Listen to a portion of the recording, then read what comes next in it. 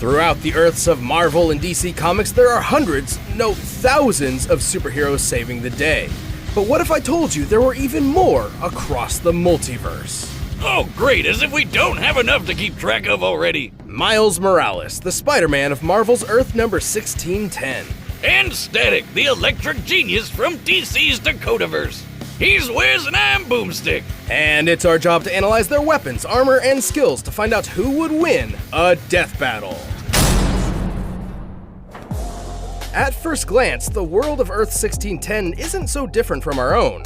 But look closer and you'll find Coca-Soda instead of Coca-Cola, PDNY officers instead of NYPD. And a hamburger and fries can cost 30,000 goddamn dollars! But perhaps the greatest difference in this so-called Ultimate Universe was that Peter Parker, the friendly neighborhood Spider-Man, was dead. Enter Miles Morales. He was your typical kid from Brooklyn and didn't have much to worry about except his overbearing mom and dad. Hey kid, appreciate your folks while you have them. You never know when they're gonna pull a surprise Uncle Ben. Well, Miles spent most of his time with his more laid-back Uncle Aaron, who turned out to be a secret supercriminal. Totally relatable. Anyway, during one of his heists into a secret lab, Aaron accidentally scooped up a spider. The next time Miles visited, the spider got loose and, you know what happens. Miles, let's go. This spider carried the genetic-enhancing Oz formula, yet another attempt to recreate Captain America's infamous super soldier serum. It had previously transformed Peter Parker into the first Spider-Man. Wait a minute, who came up with the idea to store the super serum in a freaking spider? Scientists can be weird sometimes. Maybe next time put it in something that can't walk away. It's got 8 legs, that's like 4 times more walking power. Sure. Either way, with his new powers, Miles donned red and black to become the ultimate Spider-Man. As the newest spider lad on the block, he does whatever a spider can. He's super strong, super fast, and has the overpowered super radar, the Spider Sense. After meeting Peter's Aunt May, Miles took up the classic web shooters, complete with multiple types of long to short range webbing. Yet another tool that would be perfect for snagging a beer from the fridge without leaving the couch. Boomstick, he was a teenager. Different universe, different drinking laws, right? And also, like Peter, he can stick to walls. You know, spider style. Yes, like some spiders, Miles can control his body's interatomic attraction, essentially sticking to walls like a magnet. However, unlike Peter, this subatomic electron manipulation gave Miles a few extra moves of his own. Yeah, the kid's got electric powers. He can zap people with a quick touch, fire off massive explosions, and even turn invisible. Wait, what's that got to do with shocking people? This venom sting can even take out the Ultimate Universe's Electro, a being literally made of electricity. But Miles didn't just shock him, he disrupted Electro's own charge. Similar to a miswiring sending too much electricity in one direction and shorting out your computer when somebody forgot to plug it into the surge protector. Wiz, you know I don't believe in protection for anything. It's going in raw. Anyway, as the new Spider-Man, Miles obviously had a lot to live up to. After his Uncle Aaron died in front of him, Ha! Told you somebody would pull a Ben! Miles pushed past the heartache. He persisted, living up to Peter's ideals, and eventually stepped out of his shadow to be Spider-Man in a way only he could. Oh yeah, what's up, Danger? He can blast apart a building-sized monster and survived being slammed around by the giant Cassie Lang. That's Ant-Man's daughter. He's smart enough to hack military drones and quick enough to destroy an alien device in a microsecond. Essentially, he needed to open and close a portal in an impossibly short time frame to prevent an alien force from invading. It's a long story. Point is, he's super fast. With his spider sense, he can react to things before they even happen. He's super tough, too. He even survived being caught in this giant super collider exploding. Measuring the size of this hole using real-world maps of New York and solving for fragmentation, we know this explosion must have been equivalent to about 222 tons of TNT. Sure, that's not technically canon to the comics, but guys, main series Spider-Man has done way crazier things. I mean, he has the same powers, and Miles has even beat the crap out of him. Classic Pete can bench press 130 tons, use his spider sense to dodge beams of light, and ripped apart Doc Ock's robo-arms, which once survived a 2-kiloton nuclear explosion. So I'd say the Super Collider feat checks out. Unfortunately, Miles' electric powers can tire him out, and his spider sense does not protect him automatically, serving more as an alarm or proximity sensor. But the youngins proved himself to be the best successor a Spider-Man could ever want, and more. He even got pulled into the main Marvel timeline when they blew up the Ultimate Universe. Miles Morales is truly one of the greats. Don't wash the mouth, wash the hands. Despite growing up in the most crime-filled neighborhood of Dakota City, Virgil Hawkins was a pretty chill guy. He spent his time playing D&D, reading comics, typical nerd stuff. But he had one major problem, the classic sitcom bully. No teenage story is complete without it. During school, he was frequently harassed by local gang leader Francis Stone. Virgil's only refuge was one of his few friends, Larry Wade. Larry convinced Virgil there was only one way to get rid of Francis for good. Join his own gang and pack some heat. Things got, pretty intense, and Virgil wasn't having any of it. It was time to bail like DC Comics on their cinematic universe. But the damage was already done. The police arrived and let loose a massive canister of what seemed to be tear gas, but wasn't. Yeah, this grape-looking mist was actually some experimental shit. It was supposed to tag each gang member so the cops could track them down later, but it was actually laced with radioactive quantum juice, which killed almost everybody. I hate it when that happens. Luckily, Virgil was one of the few who survived, but the quantum juice still had an effect. You could say he was shocked to find out what it did. Yes, he began to develop electromagnetic powers. Before this, Virgil always felt out of his league, but now he was in a league of his own and became the superhero Static. I put a shock to your system. Hell yeah! With these new powers, the guy was unstoppable. He could blow shit up with electric bolts quick as lightning, make explosion balls called Nova Bombs, and taser people with punches to the face. Right, but he's not just good at shocking people. Static can alter the electron attraction of any object or surface. He can erect extremely durable electromagnetic force fields that block most attacks. He can even move metal around like a hip young Magneto. And slip metal under his feet to take to the sky. His favorite ride is the Static Saucer, a giant frisbee that doubles as a shield and buzzsaw.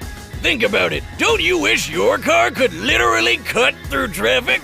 Obviously, turning superhuman overnight caught Virgil a bit off guard, but after a few speed bumps, he became a well-regarded superhero throughout the city of Dakota, even teaming up with fellow heroes like Icon and Rocket. Icon and Rocket?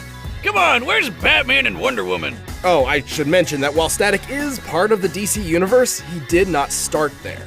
See, Static was originally created by Milestone Comics, which eventually merged with DC. Their characters, including Static, existed in an alternate timeline known as the Dakotaverse. Then a guy named Dharma gained cosmic power and accidentally blew everything up, sending Static into the main DC timeline. It's really not too complicated. Uh-huh. I've actually been working on a device to peer into alternate timelines, but unfortunately it still needs... Button! Well now, old chap, what were we discussing but a moment ago? Oh, shite, don't you know? Let's figure out who yet wins a fatality kerfuffle. Yes, I'm mad as hops. Let's begin, my fellow Ultra Cupidarian. I regret everything. I want to do it again. No! I'm sure that's fine. Well, no matter the universe, Static was always one-upping himself. He learned how to see ultraviolet light and how to make people glow. Wait, what's that got to do with shocking people? That would be his ability to detect bioelectric auras. Static can also create power-draining plasma coils, disrupt the electrical impulses of others, and empower or heal himself by draining energy from outside sources. He can literally reattach his severed arm with shock power. I'm not even joking! Look at this! Since when could electricity do that? Clearly, Static has a lot of power at his beck and call. He can survive building-sized kabooms, lift hundreds of tons, and once turned this huge chunk of ice into slush in just a couple seconds. Based on the size of the ice and the required change in temperature for such a feat, Static must have output energy equal to 180 tons of TNT. He's quick enough to intercept lasers confirmed to be beams of actual light, which is pretty darn fast. And in the cartoon, he actually shoved some quantum juice in some lockers and launched them out of orbit. These are typical school lockers, which can weigh up to 30 pounds each. And fit approximately one nerd. To throw 3 of these into space, they need to be moving nearly 3,000 times faster than sound, requiring a throwing force equal to 4 kilotons of TNT. Damn! Okay, sure, that's not canon to the comics, but his electromagnetism could play tug of war with Superboy's telekinesis, which can lift 4 million tons. I'm not sure Static can go that far, but if he's anywhere close, it's still higher than throwing some lockers around. Though, despite Static's incredible power, insulators are his kryptonite, and he can run out of juice if he pushes himself too much. But the guy's one of the coolest superheroes who rarely got his time to shine. Heck, he was good enough to join the Justice League. I think even Virgil himself was shocked to see how cool he really was. Static shock! Alright, the combatants are set, and we've run the data through all possibilities. It's time for a death battle!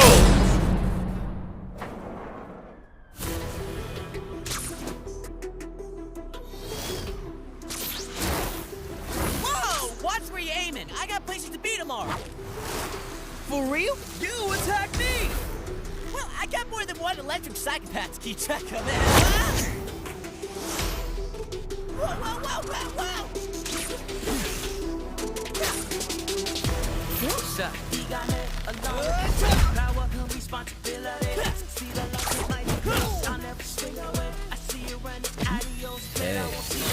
Forgive me, but can I be honest? I'm fully transparent. You ride on trash cans. Shocking, you be my next man. Me? Getting zapped? What's up with that? I call that the shoulder touch. And I call this my taser punch.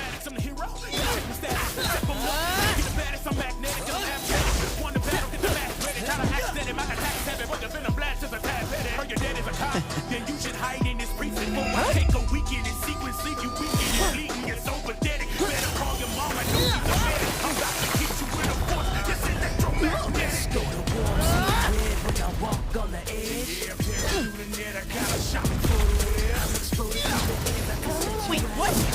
Keep thinking, keep thinking.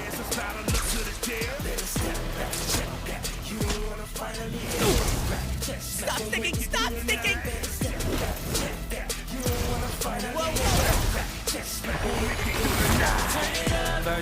I'm gonna be completely emphatic.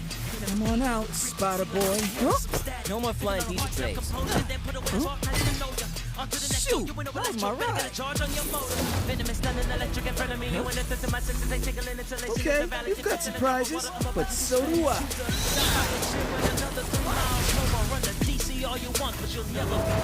Let's go blow,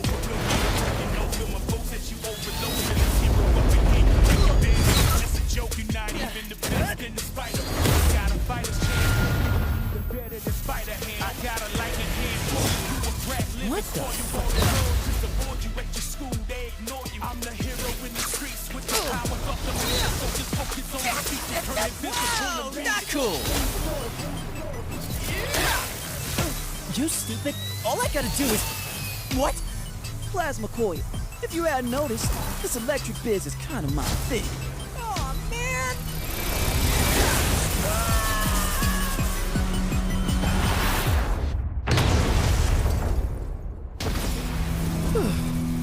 That was tough. KO! Looks like we're kicking off this year with a bang! Poor Miles, though. Honestly, I'm surprised how this turned out. At first glance, Miles appeared to have a good chance of victory. He was definitely physically stronger than Static. He would have totally won an arm wrestling contest. But Virgil's overwhelming electric power put him at a level above the young Spider-Man. Oh yeah, overall Static's feats were way above Spidey's, even when we scaled Miles to classic Peter Parker's biggest feats. Static definitely had the oomph to take Miles out, but Miles had no easy way to get around his force field.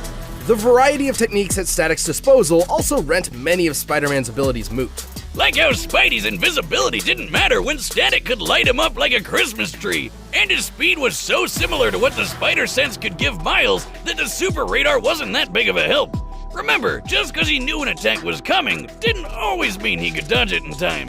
And, well, shockingly, Static only needed to hit him once. See, his electromagnetic manipulation gave him control over Miles' wall crawling and other abilities. As soon as he got a hold of Miles' bioelectric aura, it was basically all over. But hey, Miles and all the other Spider-Men fight Electro all the time and they have no problem dealing with him. Why was Static any different? Simply put, every iteration of Electro pales in comparison. He has no feats of power that come even close to Static, and frankly, he's an idiot. This was a fascinating matchup, but oh no, not again! Yay! Mr. Morales put up a jolly good show, and yet Mr. Hawkins had him outdone in breathtaking power, stalwart defense, and veritable versatility. Oh, he was just miles ahead of him, don't you know? The victor is Static. Hey, thanks for checking out the premiere of Season 7 of Death Battle. If you want the battle music for yourself, you can get it by clicking the link down below. And hey, the card game is back in stock, so check that out on store.roosterteeth.com.